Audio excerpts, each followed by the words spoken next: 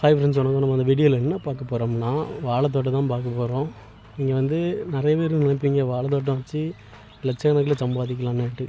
என்கிட்ட கேட்டால் வாழைத்தோட்டம் வச்சு ஏக்கர் கணக்கில் வச்சா கிடைக்கும், ஆனால் ரொம்ப ஒன்றும் கிடைக்காது. அதுவும் கஷ்டப்பட்டு அதில் உழைக்கணும்.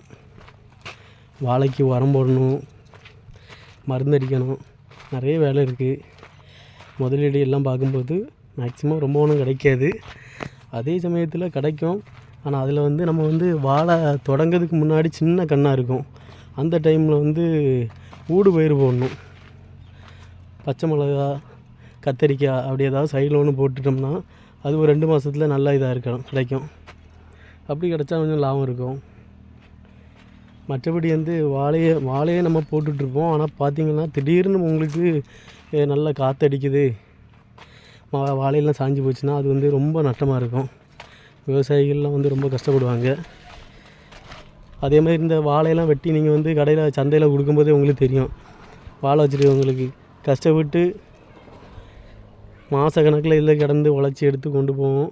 அங்கே போனால் 100 ரூபா தட்டா, 75 ரூபா தட்டா, 50 ரூபா தரட்டான்னுட்டு ஏலம் போடும்போது அதில் ரத்த கண்ணீர் தான் வரும்.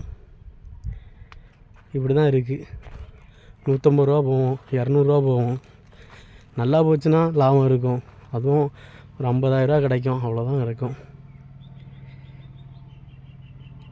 இதில் வாழை போடும்போது ஸ்டார்டிங்கில் இப்போ ஒரு 5 அடிக்கு நம்ம இங்கே வீதியை பாருங்கள். கரெக்டாக எப்படி பார்த்தாலும் 5 அடி இருக்கும். ஏக்கருக்கு 1000 கன்று வைக்கமா, 5 அடி வீதியில் போடுறோமா. ஸ்டார்டிங்கில் கன்று சின்னதாக இருக்கும்போது கத்தரிக்காய், வெள்ளரிக்காய் வச்சா மொத்தத்தில் வெள்ளரிக்காய் இப்போ வைக்கக்கூடாது. கத்தரிக்காய் வைக்கலாம், பச்சை மிளகு வைக்கலாம். அதுக்கப்புறம் வேறு ஏதாவது கிழங்கு ஏதாவது வைக்கலாம். ஃபஸ்ட்டு கிழங்கு வச்சா இதாயிரும். மற்றபடி இந்த இதில் கேப்பில் ஏதாவது ஒரு ஊடு பயிர் வச்சிட்டோம்னா, நான் வேறு தோட்டத்தையும் பார்த்துருந்தேன்.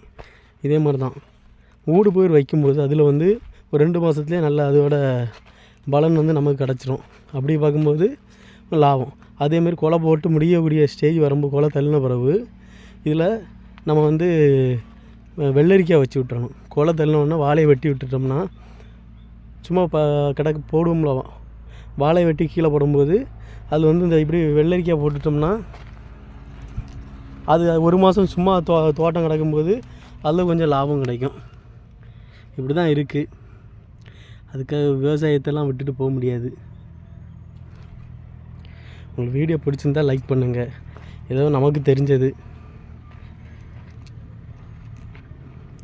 அதே மாதிரி இதில் இன்னொரு விஷயம் சொல்ல வந்துட்டேன். இந்த தோட்டத்துக்கு சைடில் பார்த்திங்கன்னா நம்ம என்ன வச்சுட்ருக்க பாருங்க, கிழங்கு. இதே மாதிரி கிழங்கு வச்சுட்டிங்கன்னா பாருங்க, இது கரெக்டாக வாழை வெட்டதுக்கு 1 மாதத்துக்கு முன்னாடி நமக்கு கிழங்கு நிறைய கிடைக்கும். பாருங்கள், இதெல்லாம் சைடில் வைக்கணும். சில அப்படி நீங்கள் சைடில் இது பெர்மனண்டாக வைக்கணும்னா, நமக்கு இந்த வேலி இருக்குது பாருங்கள், வேலிக்கு பக்கத்தில் கொஞ்சம் அங்கேருந்து ஒரு 2 அடி தள்ளி தேக்கு வச்சு விடலாம். தேக்கு நல்ல பலன் கிடைக்கும். தேக்கு சைடில் சுற்றி காம்பவுண்டுக்கு வேலியாட்டு தேக்கு மரம் வச்சு விடலாம். அதுக்கப்புறம் அங்கங்கே ஒரு 20 அடி 25 அடி கேப் விட்டு தென்னை வைக்கிறீங்கனாலும் சைடில் வச்சு விடலாம். அதெல்லாம் சைடு இதாகிட்டு வைக்கணும். மற்றபடி சென்டரில் வாழை இந்த இப்படி பண்ணுவீங்கன்னா கண்டிப்பாக ஏதோ ஓரளவு லாபம் கிடைக்கும். உங்களுக்கு நம்ம பிடிச்சிருந்த இந்த வீடியோ நம்ம சொல்கிறது எல்லாமே பிடிச்சிருந்ததுனா லைக் பண்ணுங்கள், ஷேர் பண்ணுங்கள், கமெண்ட் பண்ணுங்கள். ரொம்ப நாளாச்சு நான் அந்த தோட்டத்தை வீடியோ போட்டு. இப்போ போடணும்னு நினச்சேன், போட்டிருக்கேன். தொடர்ந்து நம்ம சேனலுக்கு சப்போர்ட் பண்ணுதாங்க.